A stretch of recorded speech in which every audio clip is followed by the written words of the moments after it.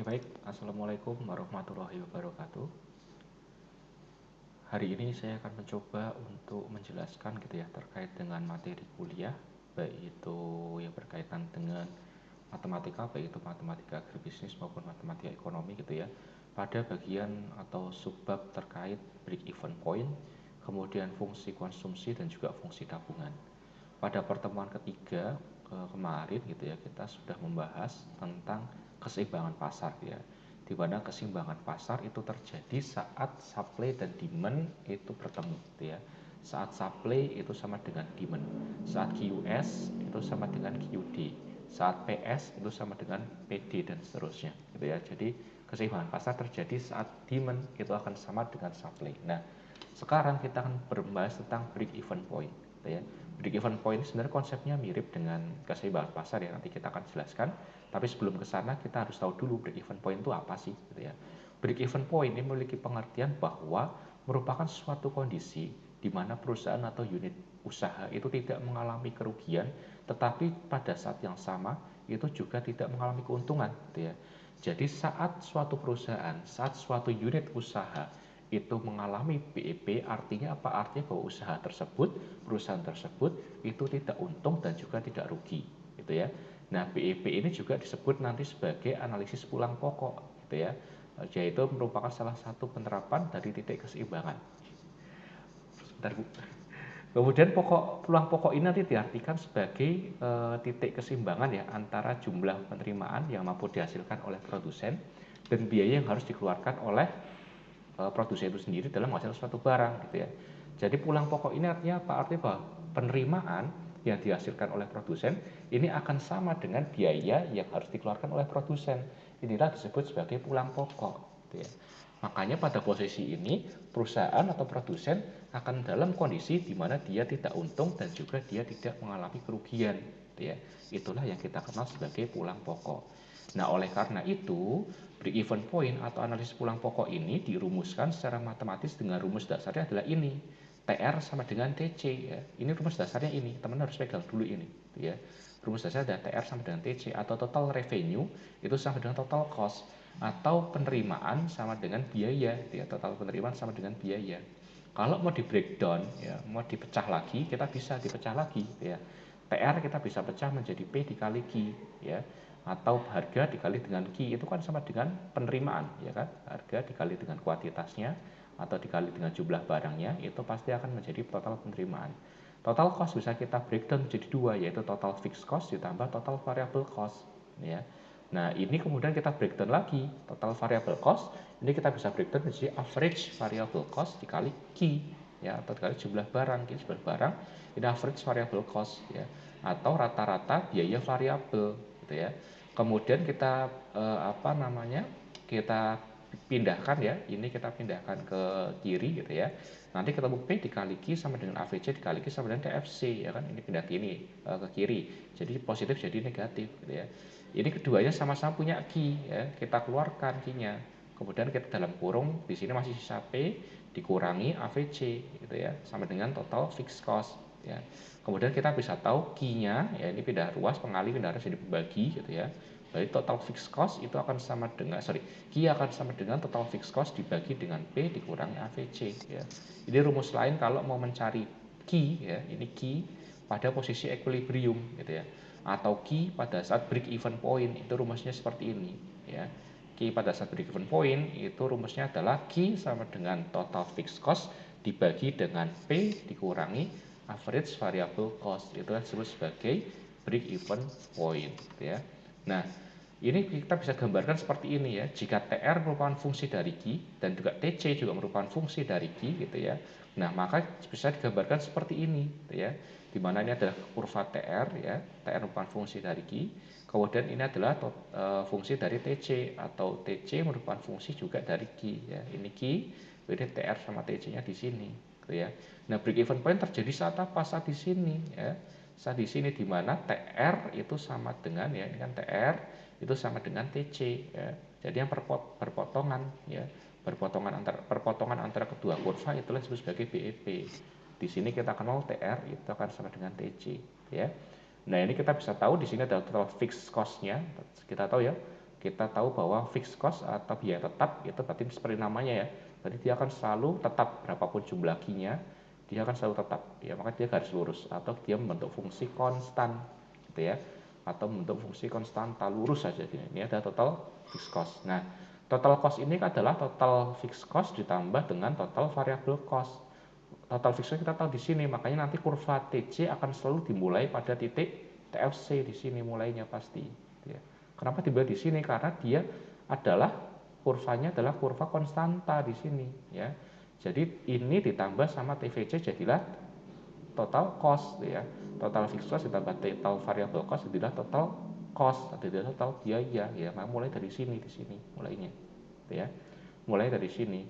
Nah, ini terus lurus. Nah, ini harus disebut sebagai variable cost nanti sebesar ini ya. Sebesar penjumlahan di sini ya. Nah, atau kalau kita di posisi ini di titik BEP, maka dari sini ke sini ini disebut sebagai total variable cost ya. Dari titik BEP sampai total fixed cost ini disebut sebagai total variable cost-nya gitu ya. Sedangkan total fixed cost-nya berarti dari sini, dari titik ini sampai ke sini. Nah, ini adalah total variable cost-nya. Nah, pada posisi BEP kita nanti akan menemukan titik atau titik yang menunjukkan key equilibrium ya, atau key pada posisi seimbang atau key saat BEP ya, atau saat break even point. Nah, ini kurvanya kurang lebih gambarnya seperti ini. Saat TR lebih rendah daripada TC ya, saat TR lebih rendah daripada TC berarti di sini ya, sebelum BEP berarti di sini. Nah, saat TR lebih rendah daripada TC, ini kurvanya merah ya. Ini artinya apa? Artinya pada posisi ini negatif penerimaan perusahaan ya. Penerimaannya negatif gitu ya. Jadi rugi nih di sini posisinya perusahaan gitu ya. Berbeda saat TR-nya lebih tinggi daripada TC yang warna biru ini, kurva yang warna biru. Ini positif. Kenapa? Karena TR-nya ada penerimaannya lebih besar daripada total cost-nya gitu ya. Nah, pada saat tidak untung tidak rugi ada di sini ya. Nah, makanya BEP adalah posisi atau kondisi di mana perusahaan tidak mengalami kerugian ya, tapi pada saat yang sama juga tidak mengalami keuntungan atau tidak untung dan tidak rugi, itu adalah BEP gitu ya, atau break even point atau titik pulang pokok gitu ya. Nah, ini adalah contoh dari soal dari break even point. Diketahui usaha tani kedelai dia punya persamaan ya, punya persamaan yang memiliki fungsi penerimaan yang memenuhi persamaan TR sama dengan 20.000 ditambah 200 Ki, dan fungsi biaya memenuhi persamaan TC sama dengan 80.000 ditambah 100 Ki. Nah, diminta ditentukan kira-kira berapa unit kedelai yang harus diproduksi untuk mencapai titik impas, berapa unit kedelai, berarti ini Ki-nya ya.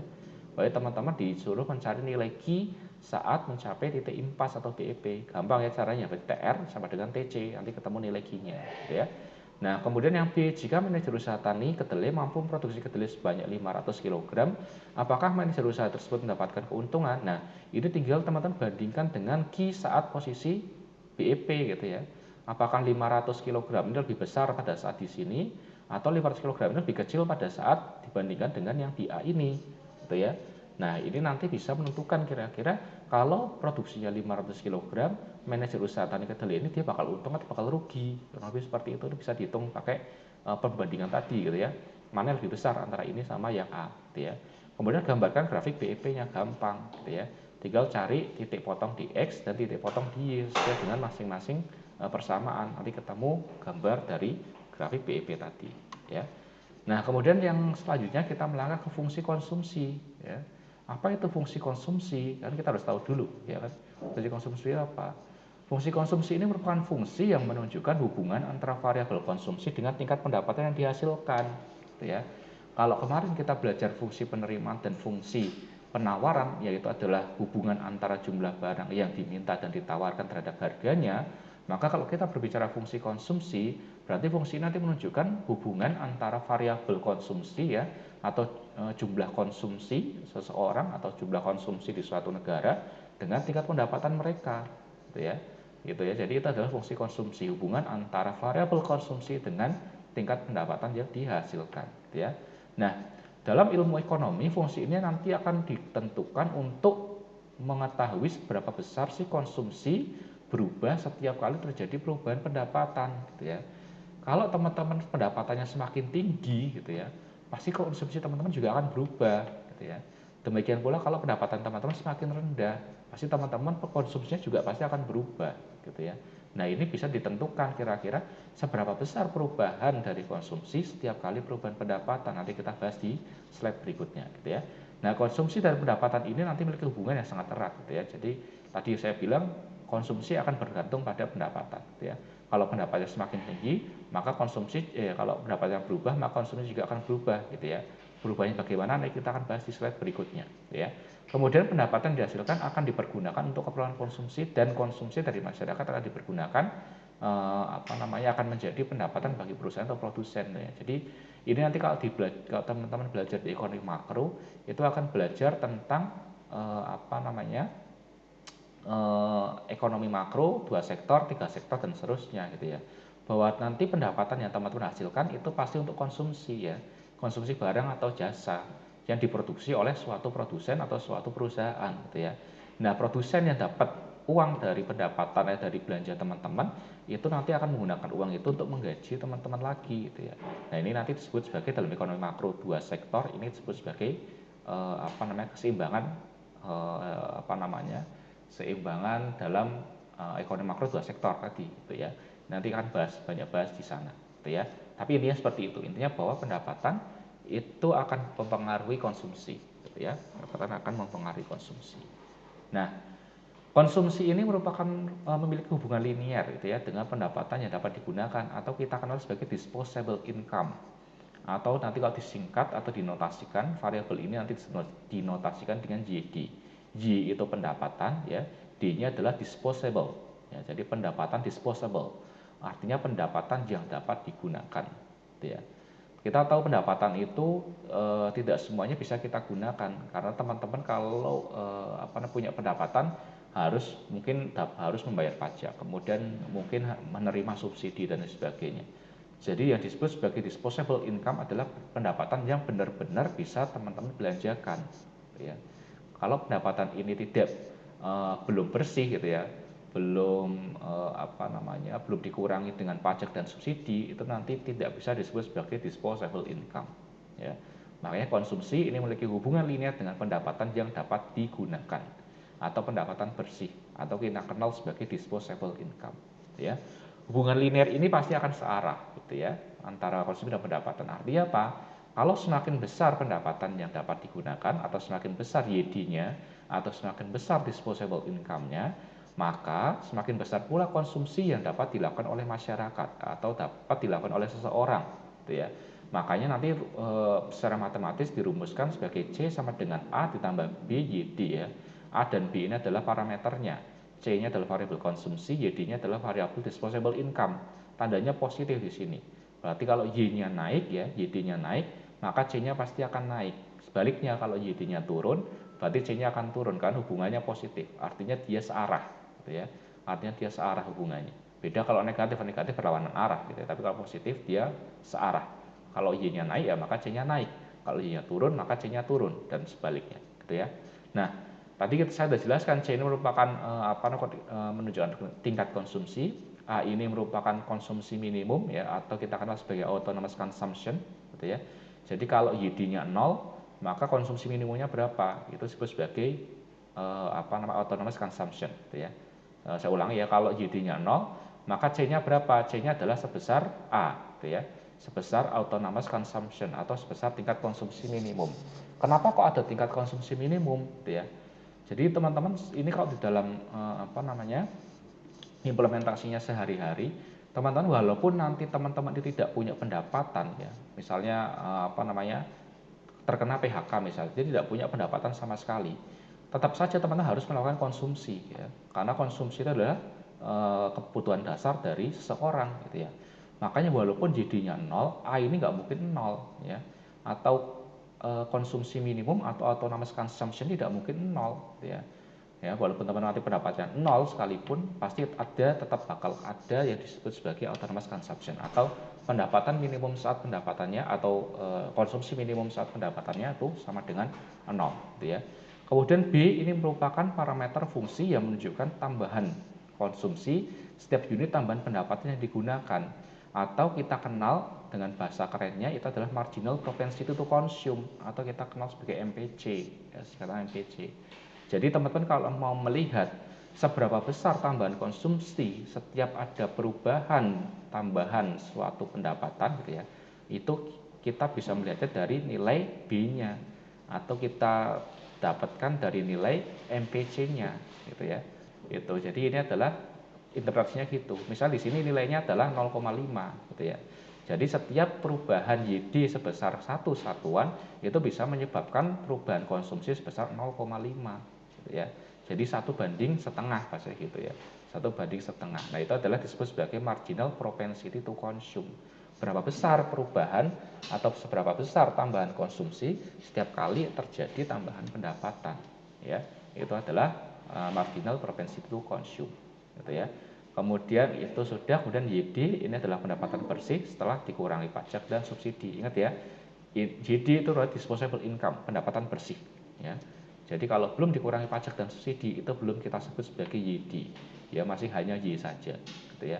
Makanya kalau YD berarti dia harus sudah dikurangi pajak dan sudah dikurangi subsidi gitu ya. Nah, itu ini tadi sudah saya jelaskan di sini ya, ada A, ada B gitu ya. Kemudian ada YD juga, kita lanjutkan saja. Nah ini, nah keseimbangan antara konsumsi dan pendapatan itu tercapai saat besarnya konsumsi sama dengan besarnya pendapatan. Ya. Kalau tadi di BEP adalah atau keseimbangan BEP ya terjadi itu saat TR sama dengan TC. Kemudian kalau keseimbangan pasar terjadi saat supply itu sama dengan demand gitu ya. Kemudian kalau di konsumsi ya kalau di fungsi konsumsi itu dia terjadi keseimbangan terjadi saat C-nya itu sama dengan YD atau saat jumlah barang yang dikonsumsi ya atau besarnya konsumsi itu sama dengan besarnya pendapatan yang dapat digunakan ya. Mirip-mirip kan? Nah, kalau keseimbangan pasti sama dengan nanti tandanya gitu ya. Kalau keseimbangan ya keseimbangan pasar berarti GD sama dengan QS ya atau jumlah barang yang diminta itu sama dengan jumlah barang yang ditawarkan. Kalau BEP itu berarti TR sama dengan TC ya atau jumlah total penerimaan itu sama dengan total biayanya. Kemudian fungsi konsumsi berarti C sama dengan DD atau jumlah barang yang dikonsumsi itu sama dengan besarnya pendapatan yang dapat digunakan gitu ya. Jadi gampang sederhana sebenarnya. Jadi masalah keseimbangan pasti akan ada sama dengan apa gitu ya. Itu adalah keseimbangan apa sama dengan apa gitu. Nah, ini contohnya masyarakat dalam suatu negara memenuhi fungsi konsumsi yang memenuhi persamaan C sama dengan 200 ditambah 0,5 YD ya. Tentukan keseimbangan pendapatan negara tersebut ya. Tadi gampang kan? Berarti tinggal C sama dengan YD ya. Kita masukkan YD-nya biarin YD gitu ya. Kemudian kita masukkan nilai C-nya adalah 200 ditambah 0,5 YD. Jadi ini adalah C ya. C-nya kita ubah jadi ini, jadi persamaan di sini gitu ya. Jadi 200 tambah 0,5 YD. Nanti kita ubah di sini ya, pindah ruas ke kiri, jadi YD min 0,5 YD sama dengan 200. YD berarti 1 YD dikurangi 0,5 YD berarti 1 dikurangi setengah berarti setengah ya. Setengah YD sama dengan 200, berarti YD sama dengan 200 dibagi setengah ya.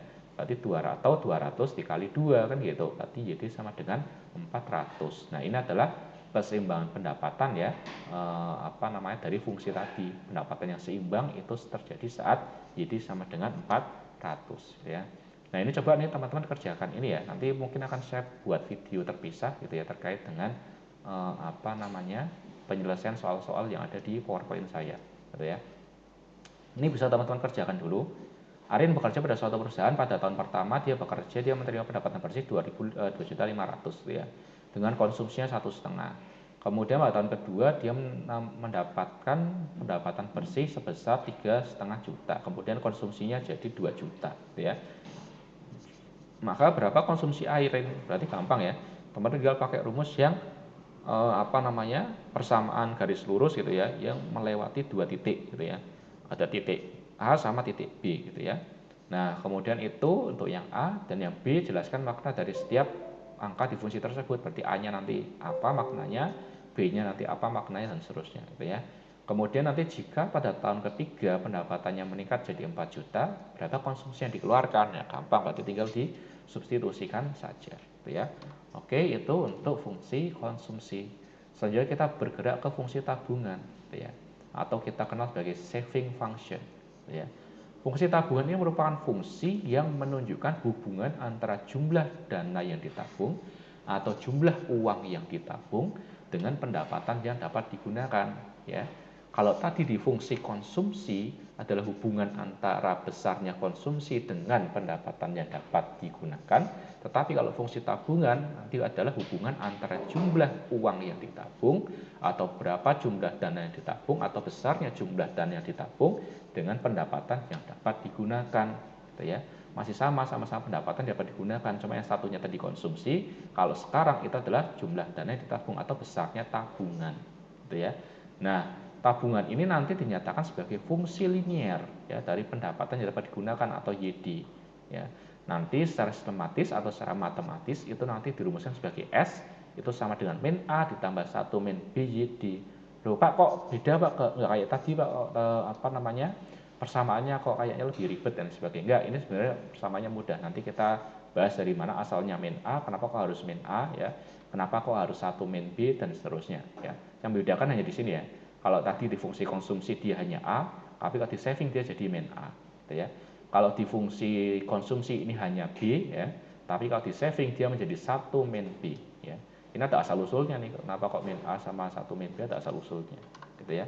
Nah, kita bahas dulu apa itu min A dan seterusnya, gitu ya. A ini adalah konstanta fungsi yang menunjukkan tingkat tabungan minimum atau autonomous saving, gitu ya.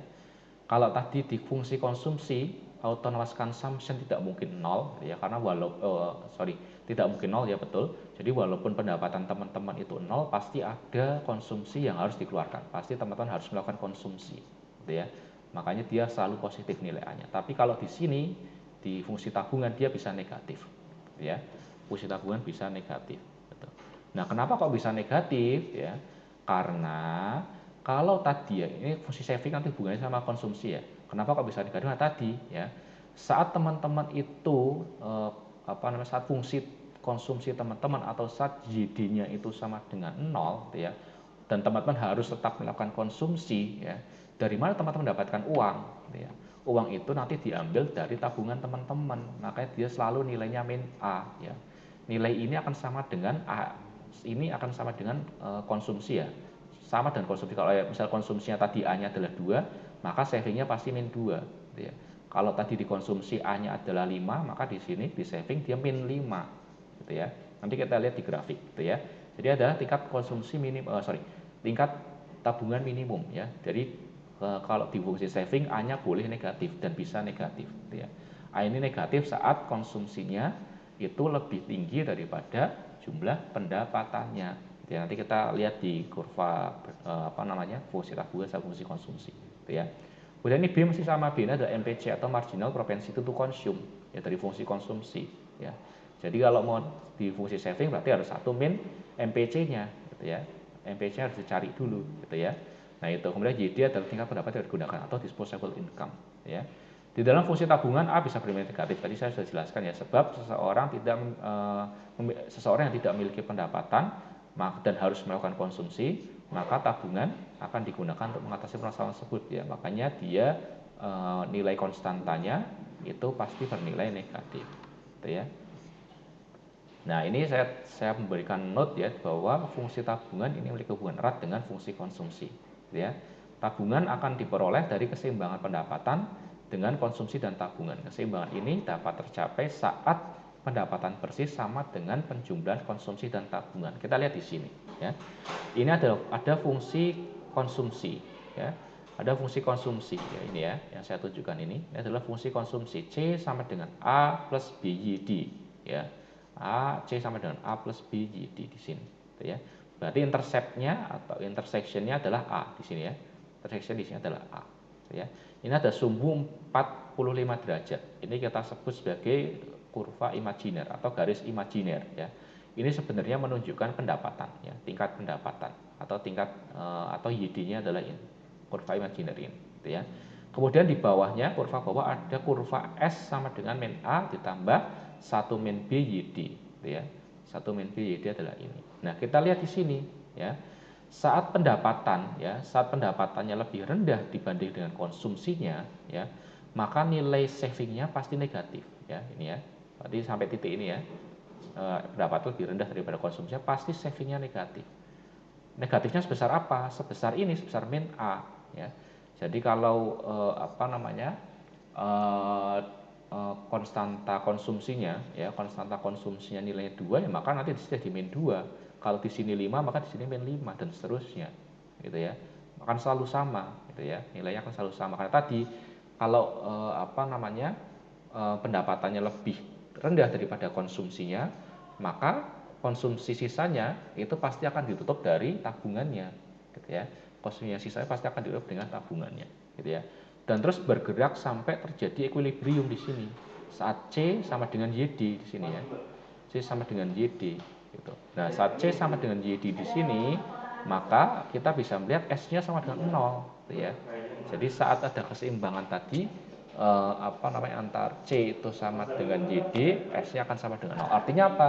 Artinya semua konsumsi, ya, semua pendapatan yang diperoleh itu dipakai untuk konsumsi, sehingga tidak ada sedikit pun atau tidak ada sepeser pun pendapatan yang dapat ditabungkan. Makanya pada saat C sama dengan YD, saat semua pendapatan itu dibelanjakan untuk konsumsi, maka S-nya akan sama dengan 0 di sini, ya.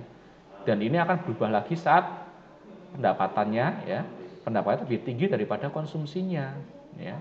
Pendapatannya lebih tinggi daripada konsumsinya, maka S-nya jadi positif, ya, di sini, ya. S-nya jadi positif. Nih, tadi di sini negatif, di sini 0, di sini S-nya jadi positif. Artinya apa? Pada saat pendapatan lebih tinggi daripada konsumsinya, berarti ada sisa dana, ada sisa pendapatan yang dapat ditabungkan, ya.